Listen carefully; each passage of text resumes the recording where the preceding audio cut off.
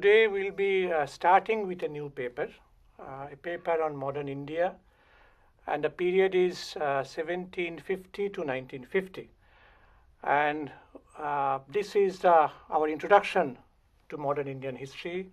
We will deal with the concepts, terminologies, and various approaches to the study of modern Indian history. We propose to divide our whole discussion into 5 parts. The first part is the introductory part, followed by periodization, then terminologies, then our modernity, and then our observations. When we talk about modern India, we generally have in our mind the period which embraced late 18th, 19th, and of course the 20th century. Now, incidentally, this was the period when there was the advent and consolidation of colonial rule. Not just British, but different European powers were there.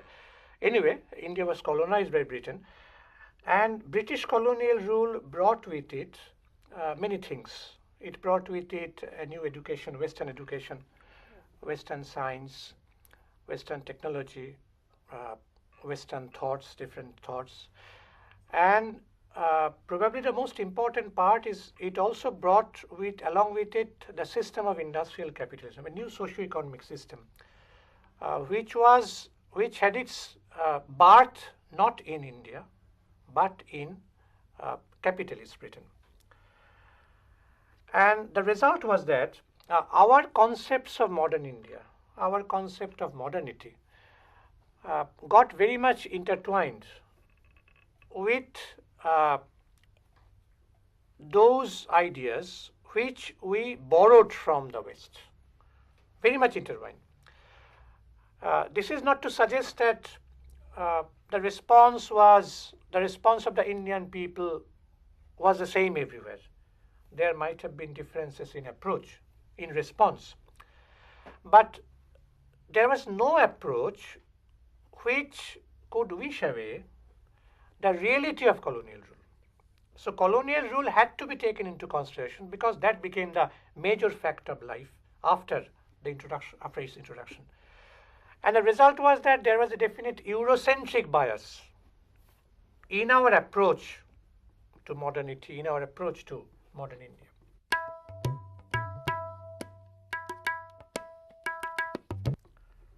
Now we are talking about modern India. When we talk about modern India, it also implies that there were something like ancient India, something like medieval India, which preceded modern India. So these form part of periodization. Now the important question is, what is the basis of this periodization? Now there was a time when historians they made this division on the basis of religion, unconsciously or consciously. I'm not saying that it was a conscious effort, but consciously or unconsciously, the basis was religion, and of course it was an unscientific approach, no doubt about it. So ancient India, in our history, in our case, became identified with the period when Hindu rulers, quote-unquote Hindu rulers, ruled. It is difficult also to call all the rulers Hindu rulers. Anyway, quote-unquote Hindu rulers. And medieval India was also identified with the period when Muslim rulers were in control over the major portion of the country. And modern India was identified with the establishment of British colonial rule, not with any religion, but with the establishment of British colonial rule. Now, this periodization was in vogue for a long period of time unless this was challenged. And the challenge came mostly from scholars who were influenced by Marxist ideology, Marxism. And they said that it should be done on the basis of the socio-economic system, on the basis of the mode of production. And so they said, these new scholars argued, that ancient India should be identified with a slave mode of production. Medieval India should be identified with a feudal mode of production, and modern India should be identified with a capitalist mode of production. But such a periodization could be applicable to the European situation, no doubt. It was applicable.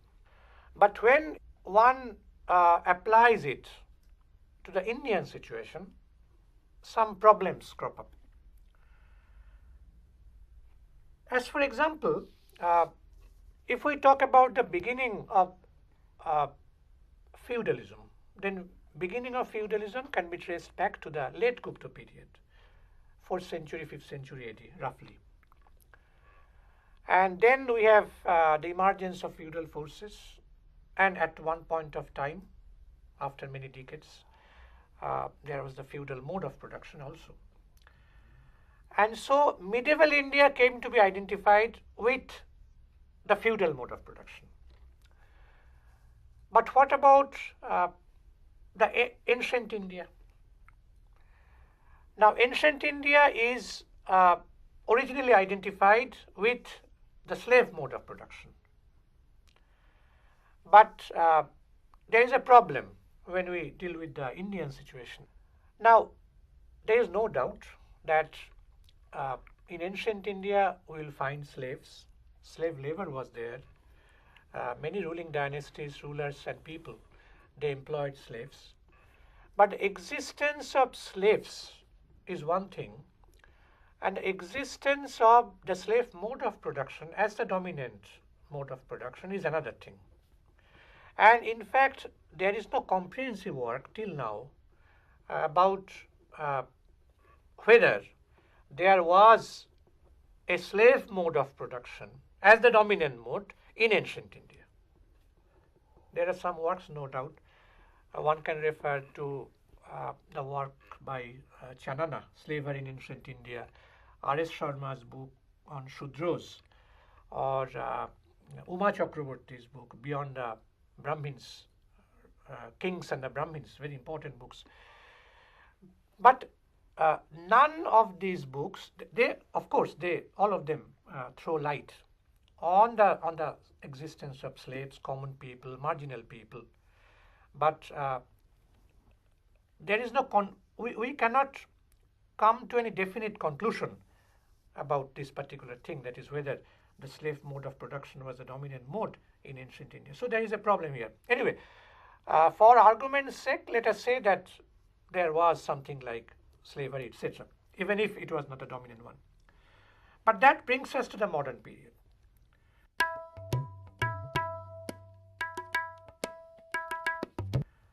Now, here also we are faced with a problem, because modern India, what we understand by modern India is very much identified with the advent of colonial rule, establishment of colonial rule. Now, colonial rule meaning British colonial rule, but because that was the dominant power, though there were other small colonies in some pockets, other European powers were also there. Anyway, India was a British colony, and the capitalist system, or the system of industrial capitalism, which developed in India, was in fact a transplantation of the Western capitalist system on the Indian soil. So, capitalism in India was not the product of the normal evolution of the Indian society. It was an exportation from outside. That is one fundamental difference. The second point is that unlike Britain, which was an independent country, India was subjugated by Britain. And so, development of industrial capitalism in India cannot be a full-blooded development. It cannot be an independent development, because the Indian economy only catered to the needs of Britain. We know that Britain transformed Indian economy into a raw materials supplying appendage to her, to Britain. And the third important point is that unlike Britain, where capitalism emerged out on the ruins of feudalism. One can refer to the Wars of the Roses, the coming of the new monarchy, then the dissolution of the monastic lands, coming of the gentry, etc.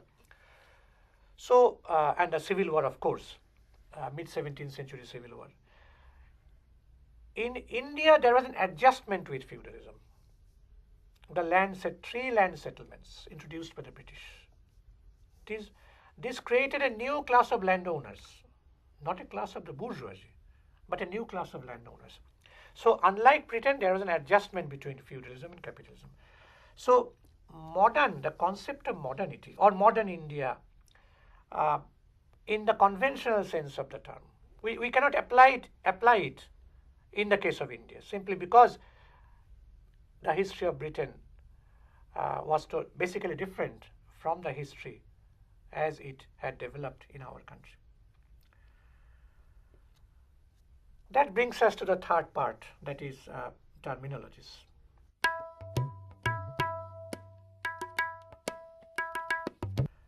Now, it is generally accepted that the intellectual history of India in the 19th and 20th centuries was a history of the struggle between the forces of progress and the forces of reaction. But in the context of India, which was a colony, who represented the forces of progress and who represented the forces of reaction? That is a problem. And in fact, there is no unanimity on this question, no clear unanimity.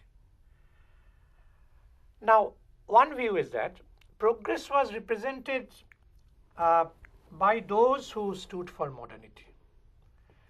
And when this school or this group of people spoke about modernity, what they had in their mind is Western type of modernity. The modernity which they inherited from the West, primarily from Britain. That is, who fought against obscurantist beliefs, feudal beliefs or pre-feudal beliefs that existed in our country. Who championed the cause of rationality, science, enlightenment against scripture, etc. This was one kind of opinion. That is, here progress or modernity was associated with what we inherited, what we got from Britain, from the Western world. And in fact, one can refer to Bankim Chandra Chattopadhyay in this connection. Bankim Chandra Chattopadhyay, the celebrated literature, was very much influenced by positivist sociology as well as utilitarian political economy. And he identified the cause of India's poverty and subjugation in the absence of those cultural attributes which had made Europe more equipped in the cultural sphere. According to him, the major part of India's religious beliefs was based on vairagya or renunciation and niyati or fatalism, concepts he considered totally unsuitable for the modern world. So, in his opinion, if India were to progress, she should give up her archaic beliefs and outmoded social institutions. He also believed that as the British had laid the material conditions for these changes, so Indians must remain under their tutelage in order to learn more from them. By holding such a view, Bankim Chandra was clearly arguing in favor of a continuation of the colonial rule. Now, on the other hand, progress was also represented by those who took up the cause of the Indians against the exploitative nature of British rule. There were many intellectuals in the second half of the 19th century, like Dadabhai Naoroji, M.G. Ranade, who talked about the drainage of wealth. And they believed that the drainage of wealth, the extraction of the maximum revenue, these were the main causes of the poverty of India. So there was a critique of colonial rule at least from that point of time. This was another view. Now, there was another view about modernity which was identified with Bengal Renaissance. It was believed that Uh, Bengal Renaissance could be compared to the European Renaissance, European Reformation. And since Renaissance and Reformation in Europe were very much the manifestations, cultural manifestations of broad socio-economic changes, that is, which brought about the transition from feudalism to capitalism. And these scholars argued that in the case of the Bengal Renaissance intellectuals, they were the products of the progressive bourgeoisie. That was also another view. Sushobhan Chandra Sarkar, in his notes on the Bengal Renaissance, he compared Bengal's role in the modern awakening of India to the position occupied by Italy in the story of the European Renaissance. And he said that Ram Mohan Roy's criticism of priestcraft and superstition reminded him of the leaders of the Protestant revolution in Europe.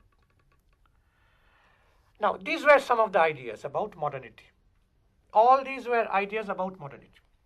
Now, these formulations had been challenged in the 1970s following the Naxalite iconoclasm, image breaking. And it was argued by these new scholars that there might have been some modern elements among the 19th century scholars. But there is also another side of British rule. There is a negative side, a destructive side. Deindustrialization, poverty of India, drainage of wealth, destruction of indigenous industries, and the pressure on land, new landowning class, peasant resistance, and the creation of an elite class which was totally isolated from the masses. And what the need of the hour was to get rid of colonial rule and to become free and independent. But these intellectuals did not do such things. So they, on the other hand, they had identified themselves with colonial rule. And so their sense of modernity was totally identified with colonial rule. So, and but modernity demands that they should go against the British, be more national in their outlook, but that they did not do these things. Now, Shomit Sarkar also criticized Ram Mohan Roy's break with tradition as deeply contradictory.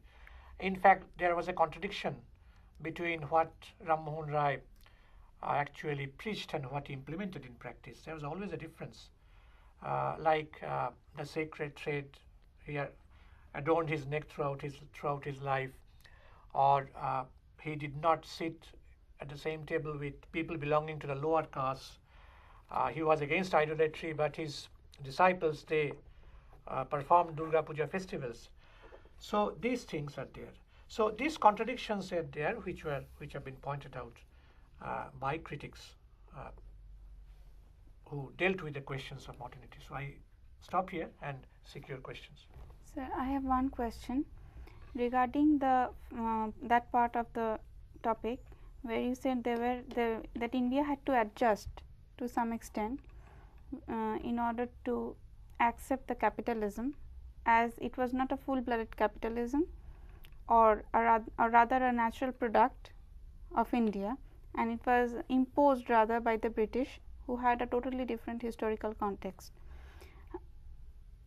These adjustments, how far did they extend in the society? Were they only limited to the political part or the economic part, or they only had social impacts? Yes, there was an adjustment because since the condition in Britain and the condition in India was different, so industrial capitalism, which was not the product of the natural evolution of Indian society. So in order to achieve modernity, one has to do away with feudalism, no doubt about it. Britain did it, but India did not do it. India could have done it had there been no British rule, had there been no colonial rule, that could have been achieved because the potentialities of capitalist development in India were there. There are many scholars who wrote about it. So it was not a full-blooded development, but a half-hearted development, or not a development at all in that sense. So I have one question. You were talking that you were telling just now that in ancient India there was the prevalence of the slavery, of the system of slavery. There was existence of slavery. Slavery was prevalent over there, but it does not imply that the existence of slavery means that there was also the existence of a slave mode of production.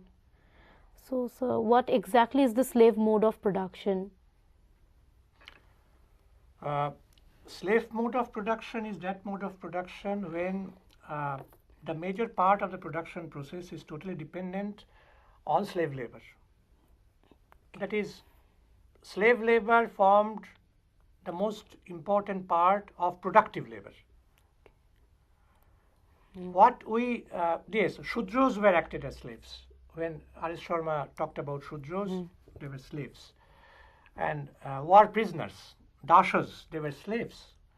But there were also peasants. Peasants were not slaves.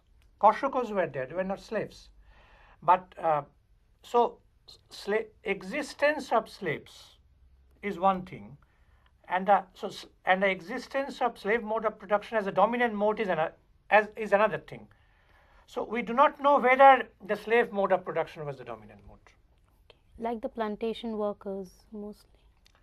Yes, the slaves also tilled the soil. They were also employed. They were household slaves. They were tillers of the soil. But apart from them, there are also free peasants who till the soil.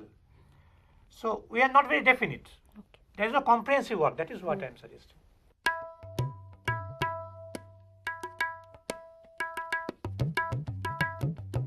The history of modern India begins from the late 18th century when European powers started colonizing parts of our country. The 19th and 20th centuries witnessed first consolidation and then disintegration of colonial rule. These are also marked by the spread of Western education, science, technology, and culture. Another feature of this period was the integration of India in the international capitalist economic order. The concept of modern India has to be understood with reference to those of ancient India and medieval India. For some historians, ancient India is a period of Hindu rulers and medieval India the period of Muslim rulers. Modern India for them is synonymous with British rule, signifying a period of Christian domination. Marxist historians categorize ancient period as one when the slave mode of production prevailed, medieval period as one when feudalism prevailed, and modern period as one when capitalism made its presence felt. While identifying periods by religion of rulers is unscientific, identifying them by systems of production is also problematic because of the Eurocentric nature of various concepts and terminologies. History of modern India is believed to have witnessed intense struggle between the forces of progress and those of reaction. But question is, who stood for progress and who stood for reaction? Many Indians thought that the British had laid the material foundation for India's march beyond the medieval era. So they were in favor of colonial rule, taking it as a catalyst of progress. However, many people argued that British colonial rule was in fact one of the root causes of India's growing impoverishment. So there was a reactionary element in the colonial rule.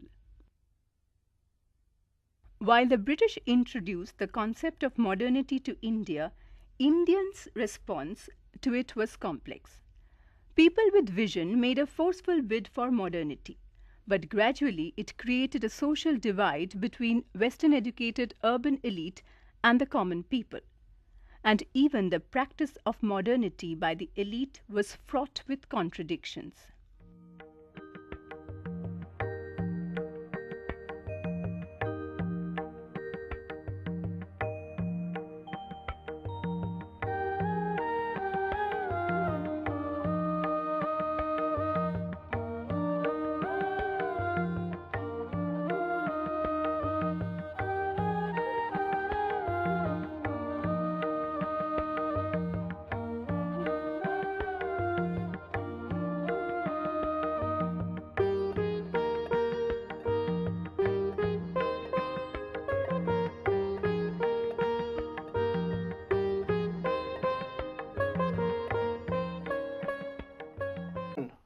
modern Indian history. We will deal with the concepts, terminologies, and various approaches to the study of modern Indian history. We propose to divide our whole discussion into 5 parts. The first part is the introductory part, followed by periodization, then terminologies, then our modernity, and then our observations.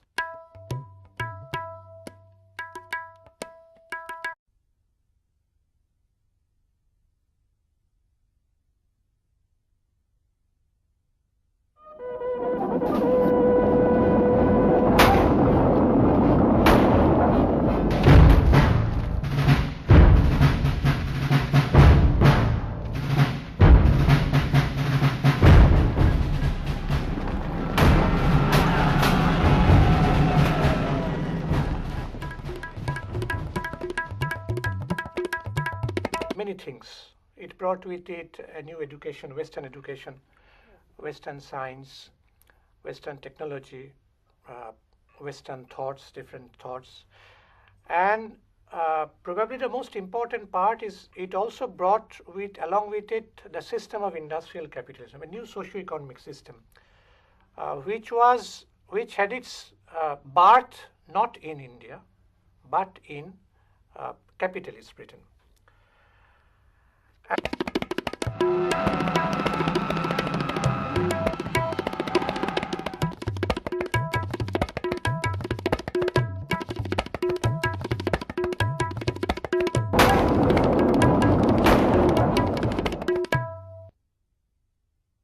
Today we'll be starting with a new paper, a paper on modern India, and the period is 1750 to 1950. And this is our introduction. When we talk about modern India, we generally have in our mind the period which embraced late 18th, 19th, and of course the 20th century. Now, incidentally, this was the period when there was the advent and consolidation of colonial rule. Not just British, but different European powers were there. Anyway, India was colonized by Britain, and British colonial rule brought with it